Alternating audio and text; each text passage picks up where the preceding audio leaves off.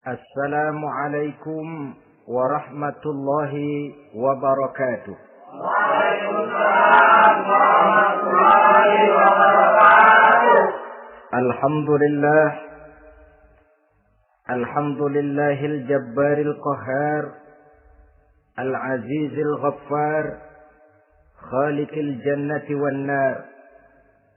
Wassalatu wassalamu ala sayyidina wa maulana Muhammadinil Mukhtar wa ala alihi wa ashabihil adhar. Amma ba'du. Saudara-saudara kaum muslimin rahimakumullah. Pada pertemuan kali ini kita akan membicarakan tentang neraka dan calon-calon penghuninya. Sesungguhnya kalau kita bicara tentang neraka, artinya kita bicara tentang akhirat. Dan kalau kita bicara tentang akhirat, kita bicara tentang alam gaib yang merupakan salah satu dari rukun iman yang 6, percaya kepada alam gaib. Kalau sudah bicara alam gaib, maka ini di luar batas kemampuan nilai-nilai ilmiah dan di luar batas kemampuan renungan filsafat. Ilmu pengetahuan akan buntu kalau sudah membicarakan alam gaib. Artinya, kehidupan di akhirat itu tidak bisa diteliti secara ilmiah. Filsafat pun akan ngambang kalau sudah membicarakan kehidupan di alam gaib. Karena itu kalau kita kembali kepada logika, jika kita ingin mengerti tentang caranya membuat bangku, kita pergi ke tukang bangku dan bertanya kepadanya. Kita ingin mengerti cara membuat mobil, kita pergi ke tukang mobil, ke bengkel mobil dan bertanya kepada ahlinya. Pun dalam urusan alam gaib, sudah sewajarnya kita kembali kepada penjelasan dari Sang Pencipta alam gaib, yakni Allah Subhanahu wa ta'ala. Dan melalui kitabullah Al-Quranul Karim, Allah telah menjelaskan masalah-masalah gaib berupa kehidupan di surga dan neraka itu secara jelas dan pasti.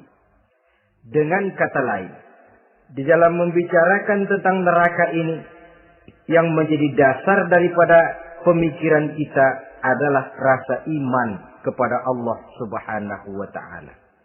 Karena soal neraka tidak pernah bisa dibuktikan dengan ilmu pengetahuan. Tidak bisa diselidiki sebab orang yang sudah pulang ke sana pun tidak pernah kembali lagi kemari untuk kita tanya bagaimana hal ihwal keadaan di sana.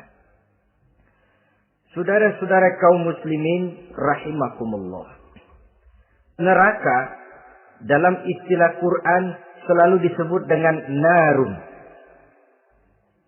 yaitu suatu tempat di akhirat nanti yang wujudnya berupa api yang bergejolak, bernyala dengan teramat dahsyatnya, sehingga dapat mengelupaskan kepala setiap orang dan menjulang ke hati. Diriwayatkan oleh Imam Bukhari dan Muslim bahwa Rasulullah sallallahu alaihi wasallam pernah bersabda, "Narukum hadhihi allati tuqiduna juz'un min 70 jazaan min harri jahannam." Qalu, "Wallahi in kanat lakafiyatun ya Rasulullah." Qala, "Fa innaha fadlat bi 69 jazaa." Apimu yang kamu pakai di dunia ini, kata Nabi, untuk memasak, untuk menyalakan lampu, api yang kau pakai di dunia ini cuma satu bagian kecil dari 70 kali bagian panasnya neraka jahanam. Sahabat waktu itu terperanjat lalu berkata, "Wallah, in kanat lakafiyatun ya Rasulullah."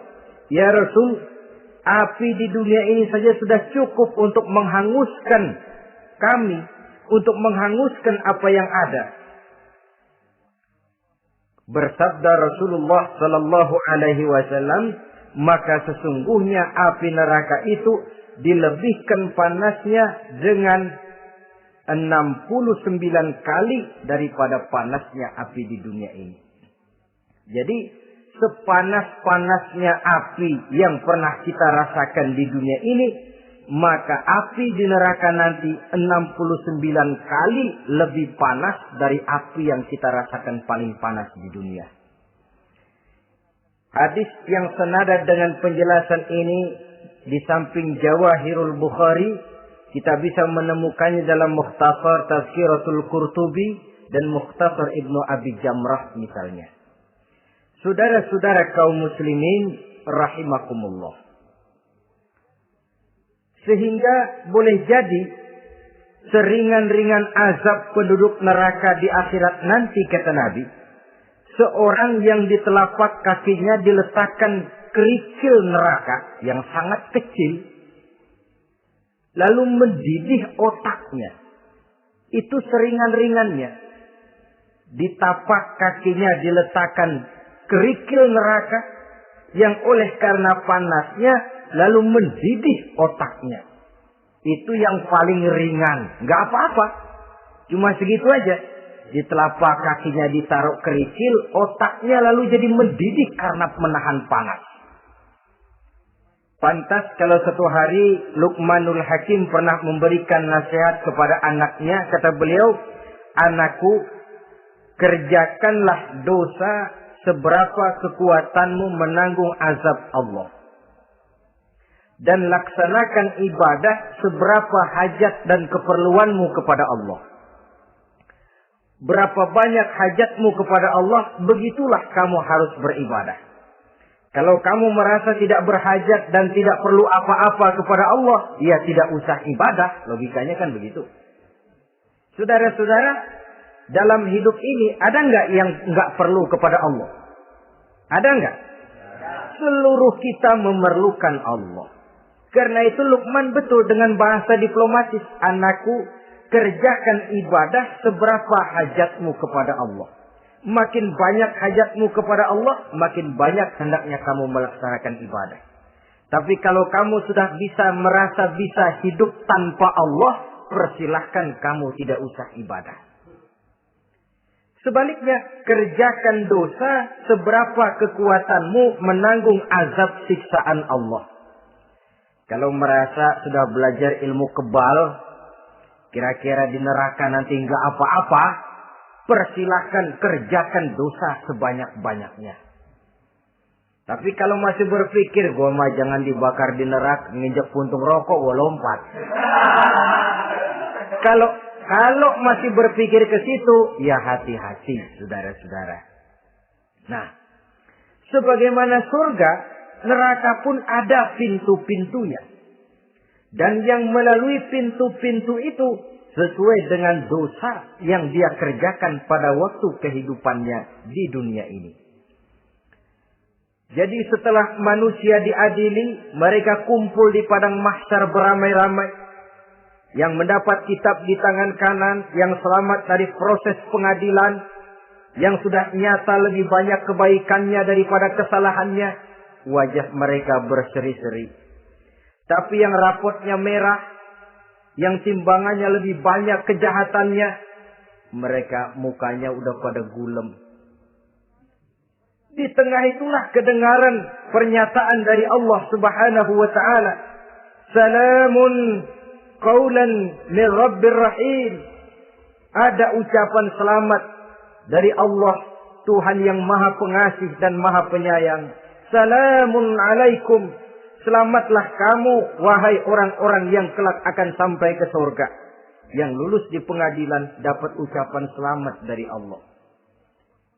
Tapi pada saat itu juga Allah mengatakan, wamtazul yawma ayyuhal mujrimun.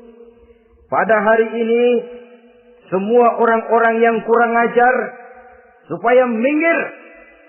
Wamtazul yawma ayyuhal mujrimun. Orang-orang yang durjana, kelompok durhaka, para pembuat dosa, misah hari ini, minggir semuanya. Kamu akan digiring ke dalam neraka. Saudara-saudara kaum muslimin rahimakumullah. baik mereka yang akan menuju surga, baik mereka yang akan masuk ke dalam neraka, sama melintasi satu jembatan yang melintang di atas neraka. Dalam surah Maryam ayat 71 dan 72, walaupun jembatan itu tidak digambarkan secara jelas, tapi kita temukan penjelasan Allah sebagai berikut. Wa inna minkum illa wariduha, kana ala rabbika hatman maqdiyya, thumma nunajjil ladzina taqaw wa nadharu adh-dhalimina fiha jasiyya. Saudara-saudara, dan tidak ada setiap orang pun kecuali mereka akan melalui api neraka itu. Adapun orang-orang yang bertakwa, mereka diselamatkan oleh Allah. Sedangkan orang-orang yang zalim, mereka terlempar ke dalam jurang neraka. Nah, itu yang dinamakan dengan sirat. Ada memang riwayat menjelaskan bahwa sirat itu kecilnya seperti rambut dibelah 7, tajamnya lebih tajam dari mata pedang. Tapi dalam banyak hal, orang lewat di atas sirat itu bergantung kepada amalannya waktu dia hidup di dunia ini. Maka jangan heran ada orang yang lewat di atas sirat itu seperti kilat. Lep, sudah sampai di surga. Ada yang lewat di atas sirat itu seperti orang terbang. Ada yang lewat di atas sirat itu seperti orang lari. Ada yang seperti jalannya unta. Ada yang merangkak. Ada yang gelantungan. Ada yang sudah hampir sampai ke tepian sana untuk masuk ke dalam surga. Terpeleset nyemplung juga ke dalam neraka. Sesuai dengan amalan pada waktu mereka hidup di kehidupan dunia yang sekarang ini. Saudara-saudara kaum muslimin rahimakumullah.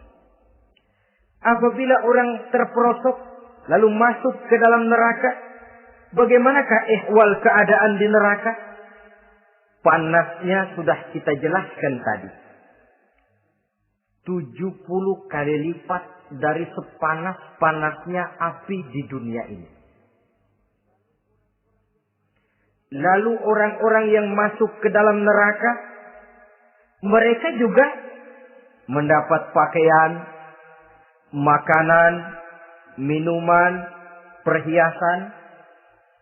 Tapi makanannya, minumannya, perhiasannya lain dengan orang-orang yang sampai di surga. Mereka juga diberikan buah-buahan, sebab di neraka juga ada pohon. Namanya pohon zakum. Buahnya duri dari api. Dan itu yang akan jadi lalap makanannya orang-orang neraka. Di dalam surah As-Saffat ayat 64-65 Allah Subhanahu wa taala menjelaskan, "Innaha sajaratun takhruju fi aslil jahim, tal'uha ka'annahu ru'usus sayatin." Sesungguhnya pohon zakum itu adalah satu pohon yang akarnya keluar dari dasar neraka, yang buahnya seperti kepala setan. Ini sudah untuk bahasa yang sangat menyeramkan ini. Pohon itu tumbuh dari dasar neraka, buahnya mirip kepala setan. Itu akan dijadikan makanannya orang-orang yang ada di dalam neraka. Perhiasannya apa? Surah Al-Insan ayat 4. Inna a'tadna lil kafirina salasilan wa aghlalan wa sa'ira.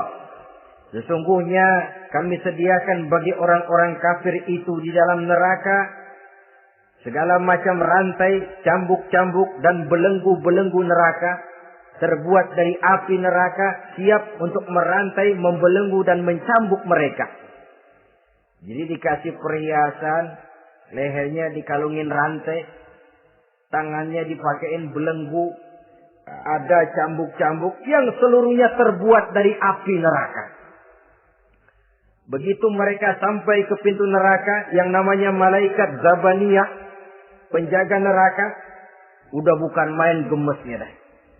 Ya, nyambutnya nggak ada ramahnya, lain sama malaikat Ridwan, penjaga surga. ramah, murah senyum. Begitu orang mau masuk surga, salamun alaikum tibtum fadkhuluha khalidin. Keselamatan atas kamu, sungguh kamu telah beruntung. Sekaranglah masuk kamu ke dalam surga dan kekalah tinggal selama-lamanya di sana. Ramah, murah senyum, selamat datang, selamat tiba di tempat yang penuh kenikmatan. Mari persilahkan. Ini malaikat Ridwan. Malaikat Malik, malaikat Zabaniyah lain lagi. Dia nungguin pabrik. Sadis menerima. Matanya melotot. Ini dia. Manusia-manusia kurang ajar. Yang waktu di dunia sudah datang para rasul. Sudah turun agama. Sudah datang Al-Quran. Tapi belagak pilon. Ini loh.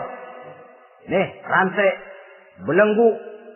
Lalu dirangkeng. Dimasukkan ke dalam neraka. Na'udzubillah. Summa na'udzubillah. Saudara-saudara. Lalu terpikir oleh kita. Kalau begitu panasnya api neraka. Sekali lempar orang terus mati dong. Ya enak kalau boleh begitu sih. Begitu dilempar ke neraka terus mati. Enak. Ternyata tidak. Kepedihan neraka adalah kepedihan yang kekal dan terus menerus. Tidak satu saat pun orang-orang di dalam neraka pernah merasakan kesenangan. Tidak sesaat pun. Kali semenit kayak ngaso. Enggak, terus menerus berada dalam kepedihan yang tiada tara. Al-Quran menjelaskan. Kullama nadijat juluduhum. Baddalnahum juludan ghairaha. Apabila hancur kulitnya, kami ganti dengan kulit yang baru. Supaya apa? Liyazukul azab. Biar dia rasain azab. Rasain dulu. Hancur kepalanya, buletin lagi. Hancur kulitnya, bikin lagi. Berantakan isi perutnya, disempurnakan lagi, digiling lagi. Terus menerus begitu. Tidak sedetik pun penduduk neraka itu pernah mengalami istirahat. Barangkali pakai jam istirahat lumayan. Ini enggak ada. Ada bel keneng istirahat, azab dicabut. Tidak. Terus menerus dan selalu begitu. Satu detik saja pun mereka tidak pernah istirahat dari siksaan dan azab yang mereka terima. Saudara-saudara kaum muslimin rahimakumullah. Lalu bagaimana keadaan mereka? Ada orang-orang di dalam neraka itu yang dikenakan pakaian dari api neraka. Luar biasa. Dikasih pakaian dinas dari api. Kemudian kepalanya dituangi air yang sedang mendidih. Yang dengan tuangan air itu dihancur luluhkan segala isi perutnya dan kulit-kulitnya. Setelah itu mereka dicambuk dengan cambuk-cambuk dari besi. Apabila mereka hendak keluar dari neraka, mereka dicampakkan kembali ke dalamnya. Dan dikatakan kepada mereka, rasakan siksaan yang membakar ini. Dalam surah Al-Hajj ayat 19 sampai 22, kita bisa simak firman Allah Subhanahu wa taala. Fallazina kafaru qutti'at lahum thiyabun min nar. يصب من فوق رؤوسهم الجحيم يسحر به ما في بطونهم والجلود ولهم مقامع من حديد كلما أرادوا أن يخرجوا منها من غم أعيدوا فيها وذوقوا عذاب الحريق نعوذ بالله ثم نعوذ بالله. Diberikan pakaian dari api, melolong, menyayat dia, memilukan, merintih dan meraung-raung. Lalu kepalanya diguyuri dengan air yang sangat mendidih. Hancur luluh isi perutnya. Masih dicambuk lagi dengan cambuk-cambuk dari besi. Mereka merambat. Mereka meraung. Mereka hendak lari. Mereka ingin keluar dari neraka. Tapi tiap kali mereka merambat ingin keluar, ditarik lagi. Kalau cari kita, ayo, mau kemana lo? Apa kata malaikat penjaga neraka? Zuku azabal hariq.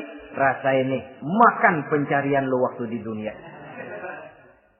Saudara-saudara, lalu ada pula siksaan penduduk neraka itu, di mana dahi, lambung dan punggung mereka dipanggang dengan api neraka. Allah karim. Kita di dunia ini tertusuk paku saja waktu berjalan sudah bukan main pedihnya. Tertusuk duri saja sudah bukan main pedihnya. Ini punggungnya, lambungnya macam disate, dipanggang dari api neraka. Dalam At-Taubah ayat 35 kita temukan firman Allah, "Fi nari jahannam fatukwa biha ibahuhum wa junubuhum wa zuhuruhum." Na'udzubillah summa na'udzubillah. Kemudian ada pula penduduk neraka itu yang disiksa, lehernya diikat dengan rantai. Mereka spontan diseret-seret dengan sekeras-kerasnya dan dilemparkan ke dalam lautan air yang sedang mendidih. Kemudian mereka dibakar dalam api yang bergejolak dan menyala-nyala. Pada surah Al-Mu'min ayat 71 dan 72 Allah Subhanahu wa taala menjelaskan, "Izil aghlalu fi a'nakihim wassalasil yushabuna fil hamim thumma fin nari yusjarun." Ketika belenggu dan rantai dipasang di leher mereka supaya mereka diseret ke dalam air yang sangat panas, kemudian mereka dibakar dalam api. Ada lagi penduduk neraka yang dipegang jambulnya lalu diseret ke tengah-tengah neraka, kemudian kepalanya digerujuki dengan air yang mendidih seperti yang dijelaskan dalam surah Ad-Dukhan ayat 47 dan 49. Pendeknya, azab dan siksaan neraka itu sesuailah dengan amalan dosa yang dikerjakan manusia pada waktu kehidupan di dunia ini. Maka dalam puncak perjalanan Mi'raj misalnya, kepada Rasulullah sallallahu alaihi wasallam diberikan berbagai macam penglihatan sebagai contoh dan tamsil dari kehidupan di dunia ini. Sejak dari penglihatan di jalan sampai kepada penglihatan surga dengan segala kenikmatannya dan neraka dengan seluruh azabnya, seluruhnya merupakan contoh teladan. Misalnya dalam perjalanan ketika hendak Mi'raj itu, sebelum berangkat Rasul disodorkan 2 minuman. Segelas berisi arak, segelas lagi berisi susu. Kata malaikat Jibril, "Ambillah salah satu minuman itu ya Muhammad." Lalu Rasul dengan tidak ragu-ragu, mantap betul beliau mengambil gelas yang berisi susu, lalu beliau minum. Setelah beliau minum itu, malaikat Jibril berkata, "Shaddaqta ya Muhammad." Engkau telah benar Muhammad. Laqad asabtal haqq, pilihanmu tepat. Kenapa ya Jibril? Untung susu yang kamu minum Muhammad. Kalau arak yang kamu ambil, pasti umatmu bakal jadi umat yang teler semua. Ini pun satu contoh buat kita semua, bahwa dalam kehidupan kita selalu berhadapan dengan susu dan arak, berhadapan dengan hak dan batil, berhadapan dengan benar dan salah. Maka hati-hati kita jangan sampai salah pilih karenanya. Lalu yang ada kaitannya dengan persoalan kita, penglihatan yang diberikan Allah kepada beliau di neraka. Beliau melihat sekelompok orang dilontari kepalanya dengan batu dari api neraka. Tiap kali dilontari kepala itu hancur berkeping-keping, berantakan otaknya. Lalu dibulatkan kembali. Setelah kepala itu bulat kembali, disambitin lagi. Menjerit, meraung, merintih kesakitan, hancur kepalanya, berantakan otaknya. Lalu dibulatkan lagi, terus menerus begitu, tidak pernah berhenti. Sampai Rasul bertanya, "Ya Jibril, ini orang kenapa kepalanya dilontari dengan api neraka sampai hancur lalu dibulatkan kembali?" Kata malaikat Jibril, "Ya Muhammad, itulah contoh daripada umatmu yang berat untuk sujud kepada Allah Tuhannya. Itulah contoh dari umatmu yang waktu hidup di dunianya tidak pernah mendirikan sholat sama sekali. Sombong yang paling sombong adalah sombong kepada Allah. Artinya tidak mau sujud kepada Sang Maha Penciptanya. Jadi barangkali saudara punya cita-cita atau keinginan, saya mau yang ini saja. Persilahkan, gak usah sembahyang. Lalu ada lagi sekelompok kaum. Perutnya besar, sebesar rumah. Dililit dengan kala dan ular dari api neraka. Diseret-seret dia di jurang neraka. Dipatoki ular, hancur perutnya. Dibulatkan lagi perut itu. Diseret kembali, hancur lagi. Dibulatkan lagi. Terus menerus seperti itu.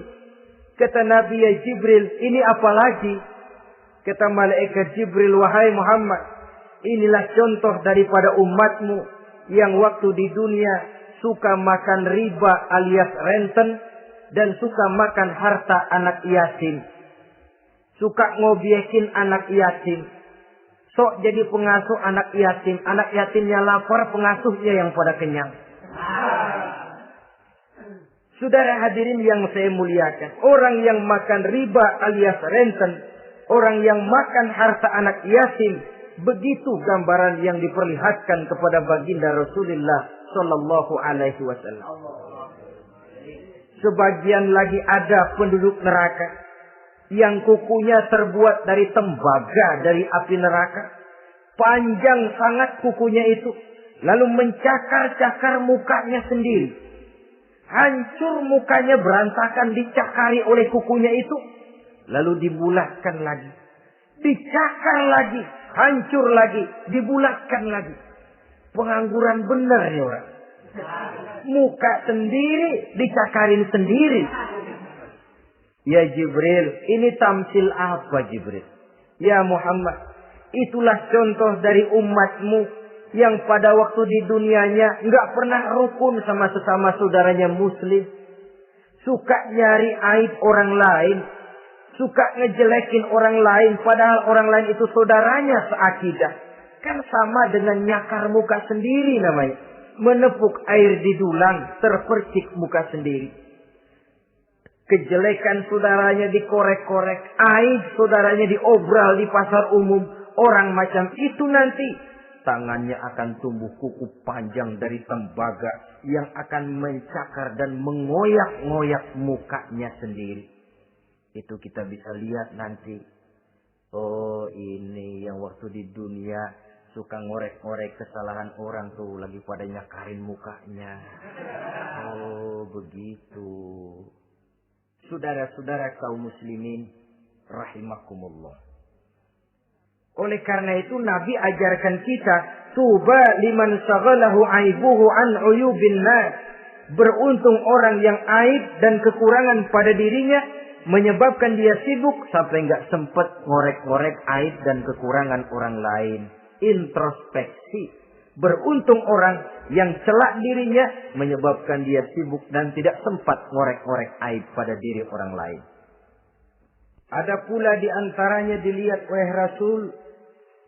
Di antara penduduk neraka itu orang yang lidahnya terjulur memanjang. Kemudian dipotong lidah itu dengan gunting dari api neraka. Menjerit dan memekik ia menahan sakit yang tiada tara. Sampai Rasul bertanya kepada malaikat Jibril, kalau ini tamsil apa lagi ya Jibril? Kata malaikat Jibril, wahai Muhammad, inilah contoh dari umatmu, orang-orang yang waktu di dunia tidak pandai menjaga lidahnya, suka menggunjing orang, suka memfitnah orang, suka ghibah dan namimah, suka ngomongin orang di belakang yang bersangkutan. Maka hari ini lidahnya menjulur menjadi panjang dan dipotong dengan gunting dari api neraka. Lalu Rasul juga melihat sekelompok orang perempuan tergantung rambutnya dari gantungan api neraka. Kemudian dipanggang dari duburnya sampai ke atas kepalanya dengan tombak dari api neraka, meraung dan merintih serta mengeluarkan nanah dari kemaluannya. Rasul bertanya, ini apa lagi ya Jibril? Kata malaikat Jibril, inilah perempuan yang waktu di dunia tidak pandai menjaga kehormatan dirinya. Ahli zina dan tukang umbar saudara-saudara kaum muslimin rahimakumullah, banyak lagi tamsil-tamsil yang dicontohkan dalam puncak perjalanan Mi'raj yang seluruhnya merupakan peringatan bagi kita umat Rasulullah sallallahu alaihi wasallam. Nah, kemudian sekarang marilah kita bicarakan neraka itu satu demi satu.